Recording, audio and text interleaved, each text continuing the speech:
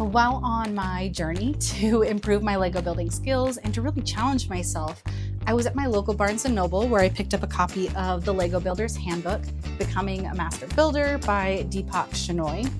And as soon as I was flipping through these pages, I was immediately inspired by the story of Julie and Julia. And if you're not familiar, very quick rundown, a woman named Julie Powell really wanted to learn how to cook, but she didn't have the time or the resources to attend a formal cooking school, so she ended up picking up a copy of a Julia Child's cookbook and learning techniques by working her way through the book, recipe by recipe. And I thought, why not take that exact same approach here with this book? So over the next few months, I really want to hone my Lego building skills, working my way through this book cover to cover. So with that, each week, I want to pick a different technique, working my way from basic all the way up to advanced, really understanding these core concepts deeply, and then most importantly, applying them to a build that I can then integrate into my enchanted forest city. Okay, so what's the challenge this week? I'm starting off with one of the most foundational and core concepts in Lego design, and that is overlapping bricks, L junctions, and T junctions. And if you're anything like me, two of those things sounded a lot fancier than they actually are, but they're all one of the really key concepts within Lego building to ensure that you have a very stable and interconnected build. And that way, not only do you have a beautiful looking build, but you have something that's extremely sturdy and won't fall apart at the slightest touch. All right, so first things first, let's talk overlapping bricks, the most basic of all Lego concepts, and probably the thing that people learn very first when they're starting out building on their own. So I've tried to use two different colored bricks side by side so that we can really easily see where the seams are. So in this situation where I've just built everything straight up, there's no overlapping brick. You can see this vertical seam.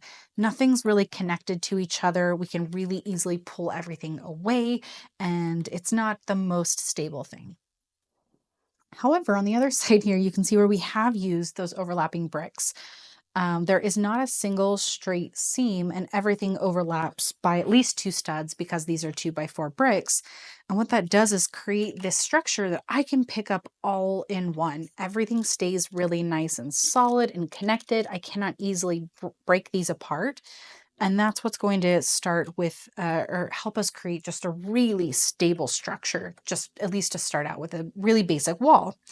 So next up we have the L junction, which gets its name from the L shape that it creates, which is when two walls meet to form a 90-degree corner. And what specifically makes this an L junction in particular is, again, using that overlapping brick concept that we've been talking about here. So each side of this wall takes a turn overlapping on top of each other. And as you can see here, this creates another really sturdy structure that I can pick up all in one. I can't easily separate these two walls from each other because they're overlapping. So they're really strongly connected. Whereas, again, if we weren't to do that and we just had two walls, again, we see that vertical seam and they're just completely separate from each other and a lot easier to fall apart. And then lastly here we have the T-junction, also getting its name for the shape that it creates when these two walls connect and meet. So where the L was creating a corner, this is where two walls meet perpendicular to each other. And again, we're utilizing that overlapping brick concept. So if we look at the back here where we can see all of the bricks, again, each wall is taking turns overlapping on top of each other so that these two walls are really integrated with each other. And something to note, because I'm using 2x4 bricks here, we do have another size of brick, this 2x3. And the reason for that is because this wall is coming in to take studs away from this wall here. Typically, if this wall wasn't here, right, this would be a 2x4 and this would be a 2x4 to make sure that we're keeping that same overlapping concept and that consistency along the whole wall. But because I've taken now one stud from each side of this 2x4 spot, that leaves us with 2x3 on either side. And so by using that on either side of this perpendicular wall, that ensures that we can continue using the 2x4s in that exact same overlapping pattern as we move outwards. And there is no overlapping compromise that we have to do. All right, so now that I have a really good understanding of overlapping bricks and how I can use that to connect two or more walls together, I think the best way to hone these skills would be to build yet another wall. Simple, but I think effective. So, with me starting off with the medieval city portion of the Enchanted Forest, historically, a medieval city would have a wall surrounding it. So to protect it from, intruders or people that want to attack. And I think that's a great way for me to utilize these concepts, especially with building turrets and different parts of that wall and a center gate. So I'm really excited to put these into practice. So let's get started. It is finally time to start building. And I just want to show you guys. So it was probably a month and a half ago that I kind of started thinking about the castle wall and wanting to build something. And so I was just playing around, and this is kind of what I started with. It's extremely simple. I think that's still kind of what it's going to look like to a certain extent. Just playing with some of these bricks kind of being pushed out from the wall, looking a little ragged. Some of the olive, right, bringing in for a moss, kind of a bit of an old rundown portion of the wall, which I think will be out towards like the D&D set where the wall's kind of crumbling towards the outskirts of the city.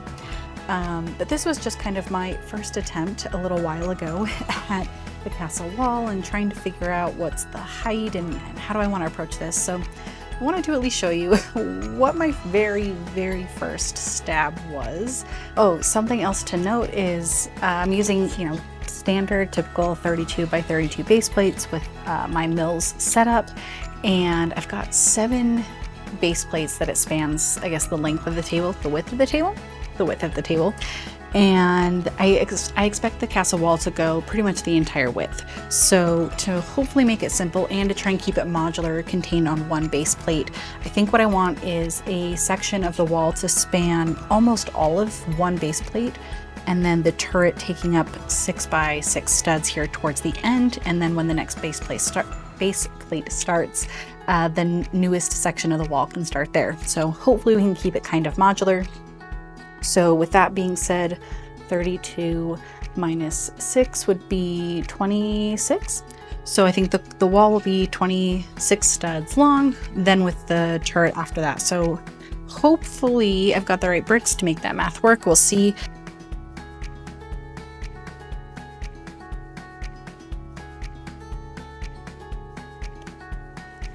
I feel like all this is right now is just... Does this feel evenly spaced? Does it look okay?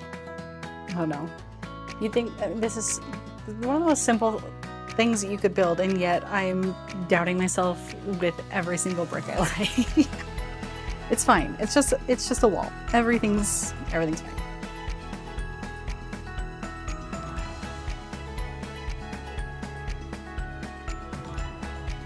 I just kind of realized that I should probably figure out how tall I want to make this. So I know that a minifigure, which let's use Ron here, they're 4 bricks tall. So what's the right height? I guess if I want to model it after the Lion Knight's castle, the front wall is, I believe it was like 12 to 13 bricks tall. So that feels like maybe the right call. 1, 2, 3, 4, 5, 6, 7. Another 5? That feels so tall. Maybe that's how tall the turrets should be.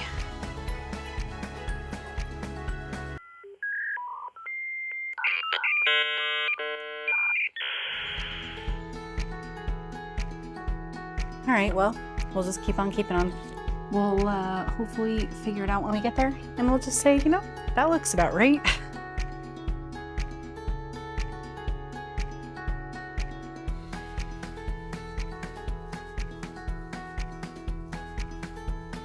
I recently, getting into mock building more with all of this, I have completely restructured, I have started to completely restructure all of my part organization. And so thankfully, these are some of the parts that I have organized a little bit better. Previously, I had some things by both color and part type, but primarily it was by color. and it just honestly wasn't working. It was taking so much time to find a piece in the middle of all of the same color. So I know a lot of people recommend starting by part type, and I thought, I'm gonna be good without that. Nope, do it. It's way better, so far at least. So thankfully these have already been organized with my very expensive handy dandy cut cardboard to separate some of the color, but that was 10 times easier than it has ever been in the past. I wish I had put more thought into building this wall from the start with putting it into the turret, but again, we're doing our best here and we are learning along the way.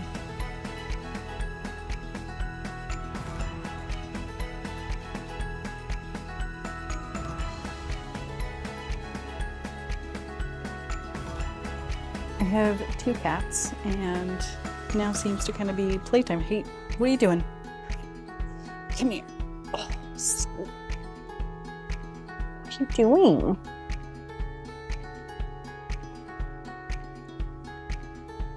You want to help?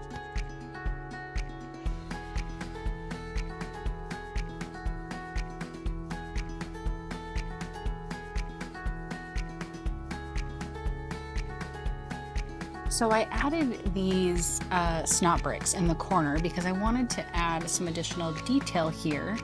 That being said, I cannot decide if I like the full 1x2 and 1x2 on both sides of the corner, or if I like mixing up with a 1x2 and a 1x1. I think, seeing the side by side, I think I kind of like the 1x1 in there. I think just with the scale, it feels kind of small, so to me at least, this feels like it's overwhelming. It's a little too much. I don't know. What do you guys think? I think I'm gonna maybe take the rest of these off and go with this 1x1 and just alternate which side they're on. But let me know what you think, if that's maybe not the right call. But that's kind of how I'm feeling right now. So I think I'm gonna undo this. Well, classic. Now that I've done it, I don't think I like it. It looks like too much variation now, so I don't know, maybe I just need to have all of it the same.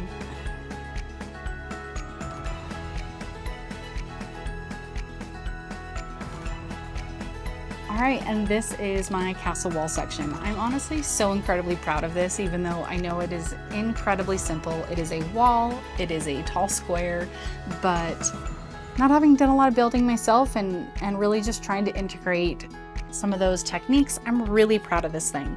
So I did my best to use as many overlapping bricks as I could here in the wall. Not every single brick overlaps, but that's very much okay. Not every single thing's going to overlap. Not everything even overlaps in an official Lego set, right? On every single layer. But made sure to use plates on the bottom layer and this layer right here to kind of keep the entire wall really snapped together well. And then almost everything in here is overlapping. And similarly, made sure to use the T-junction when connecting the wall to the turret. And as you saw, I had to take apart some of the wall because I did not have the foresight to do that while I was building it, but not that difficult, thankfully, because this is not a difficult build. But I just made sure that every other layer contained a turret brick or a wall brick to really make sure that this is integrated well with the tower. And then also made sure to use those L junctions in every single corner here. So every 2 layers, I also did a snot brick, as you saw, on every single corner so that I could integrate some of these details.